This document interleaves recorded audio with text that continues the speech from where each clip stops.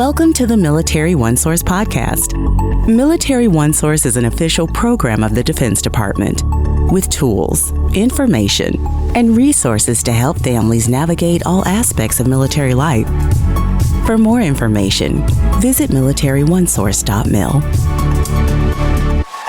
Welcome to the podcast. I'm Bruce Moody. Today we're going to talk about things you can do to keep you and your children safe from domestic violence. It's called a safety plan, and I have two guests with me today to help us through this topic.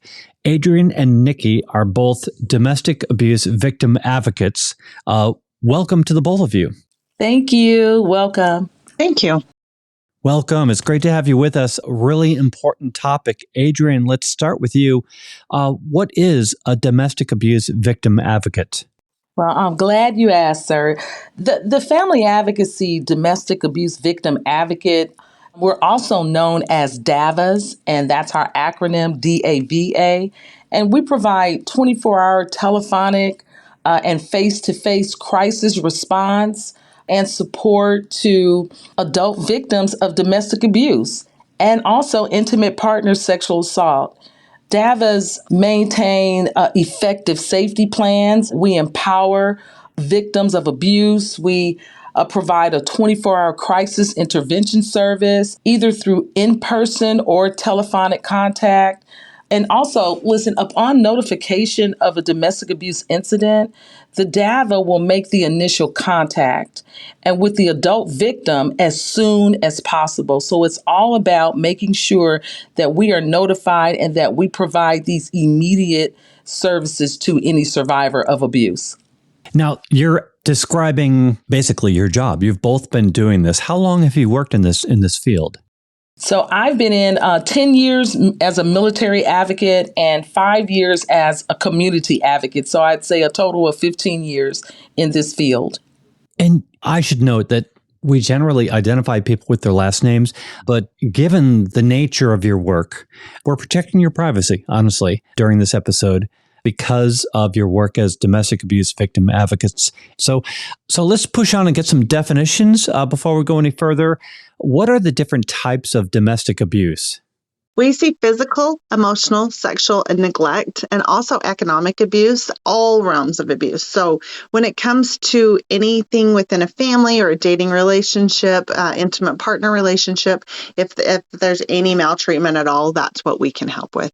So you mentioned help. What should somebody expect if they contact an advocate? So safety, support, resources is what a DAVA can help with. So what we'll do is we make sure that we go over a safety plan and go into depth about what is happening in their situation. And then we will create a safety plan around their particular situation. And we're there for resources, getting them all the resources that they need, whatever that they are. Maybe they need to talk to somebody at the legal office and get some legal advice. Maybe they need a protective order. Maybe they want a victim's counsel. Whatever it is, we will help them get to that resource. And then we're there for support so that the one thing that they don't have to do is go through this alone. I wanted to add that we provide follow-up services to empower victims to advocate for the safety needs of themselves and for their children. And I know that the empowering piece is very, very important. Victims need to understand and know how and be able to make their own decisions and to make decisions on behalf of themselves and their children. What if a person is not sure about their situation? What happens if maybe they're not ready to make a report? Can they remain anonymous? Yes. DAVA services, they're voluntary and not mandatory, so no one is mandated to speak to us. Everyone has a right to self-determination. So if at any time during the initial contact and the victim declines services or is unwilling to divulge identifying information, the victim can be referred and will be referred to a local or national domestic violence resource for confidential and ongoing advocacy services. So we make sure that they receive the referrals necessary in their area. So what you're getting at is a really important aspect of reporting, in that there are options. So get into the different types of reporting options. We've got restricted reporting and unrestricted reporting. Unrestricted reporting, people with the need to know are notified. They do an intake with the victim, and then they'll also do an intake with the alleged offender. And at that point, there's a process in family advocacy. So the big piece of that is people with the need to know are notified, and all of the services that are available through ADAVA and for the victims are available. On a restricted report, that stays right inside of family advocacy. Only the victim advocate, the family advocacy officer, and the clinical team know about this restricted report. It doesn't leave our building. We're able to work with the victim, empower the victim, and they're able to get counseling, medical services, some legal assistance under a restricted report. We're not able to do some of the options that we could do on an unrestricted report because we can't help with a protective order. We can't help with a relocation when it comes to a restricted report. Now, there are some limitations to the reporting options. If there's child abuse or there's imminent risk of harm or death, then we are unable to offer a restricted report. And at the end of the day, a family advocacy officer has to approve it to be a restricted report. And they don't technically have a restricted report until they come in and complete that appointment with the treatment manager. In the military, sometimes services are only available to those who are in the military or married to someone who is.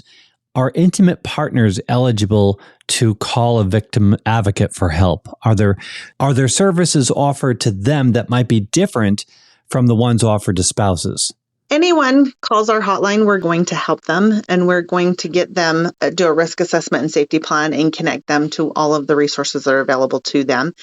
If there's a military connection, so if the offender's a military member or if the victim is, then we absolutely, even if it's just an intimate partner and there's not a marriage, we will absolutely help them and make sure that they have all the support that is available to them. And we will also connect them to off-base resources if that would be better for them through whatever their process and their situation is. Intimate partners, married partners, divorced partners, it doesn't matter. We are going to, as DAVAs, we're going to help them.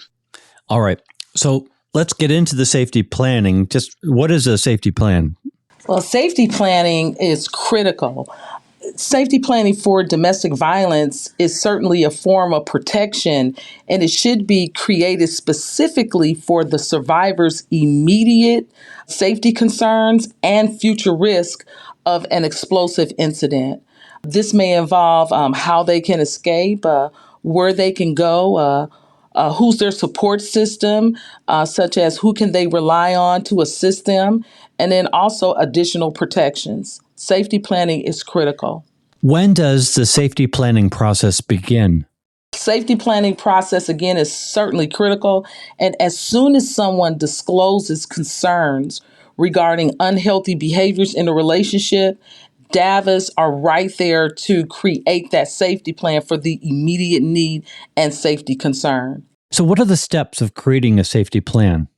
Well, safety planning varies from person to person. The most important thing, and I think that we need to know this, that DAVAs actually have a risk assessment tool, and that's upfront, and that helps us to determine the design of a survivor's safety plan.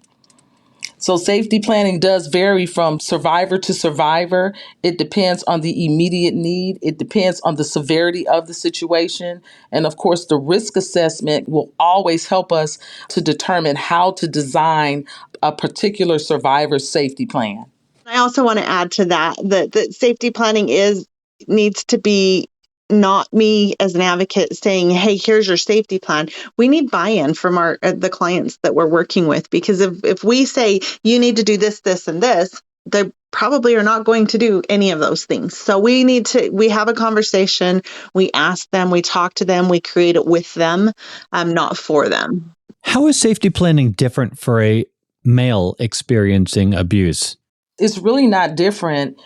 We know that abuse can happen to a woman or a man of any race, ethnicity, age, income status, religion, or sexual orientation. We know this. So oftentimes, men feel that their masculinity will be questioned, that they won't be believed, and that their careers will be ruined.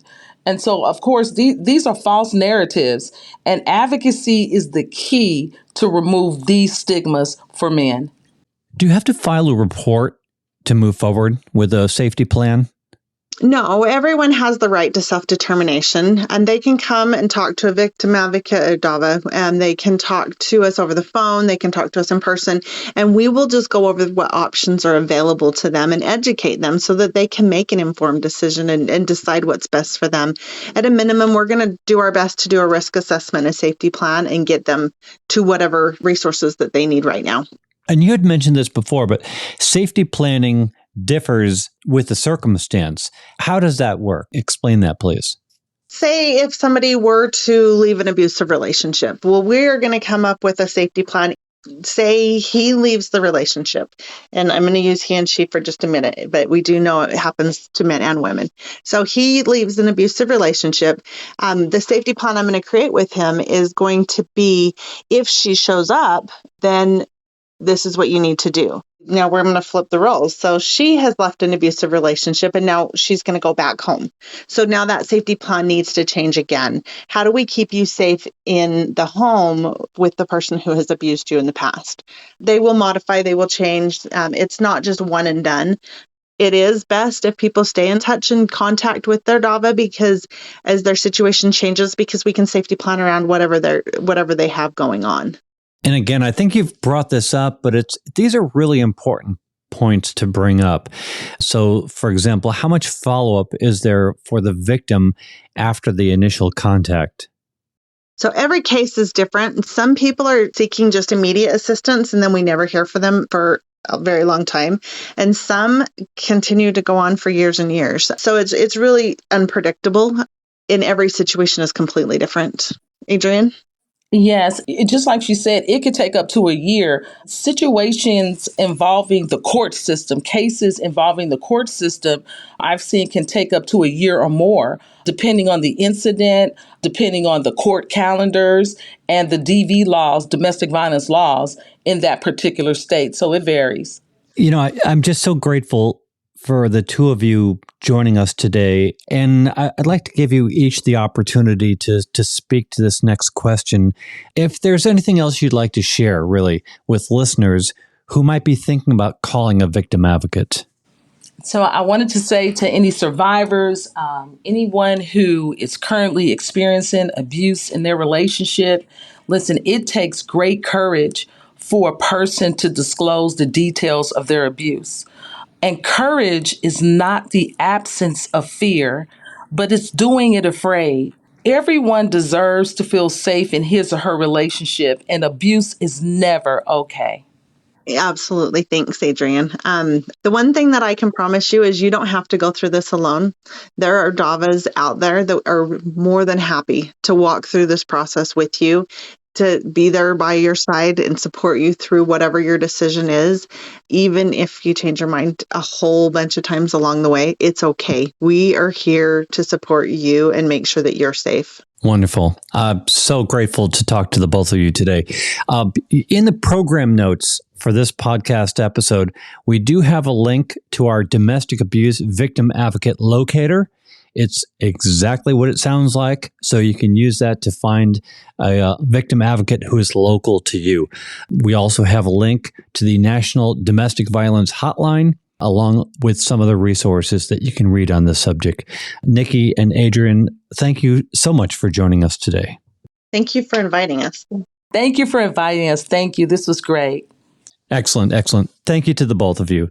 Want to remind everybody that Military OneSource is an official resource of the Defense Department. We'd love to hear from you. We have a link in the program notes. Click on it, send us a question, a comment, maybe an idea for a future episode. And be sure to subscribe to this podcast wherever you listen to your podcast, because we cover a wide variety of topics to help military families navigate military life. I'm Bruce Moody. Thank you for joining us today. Take care. Bye-bye.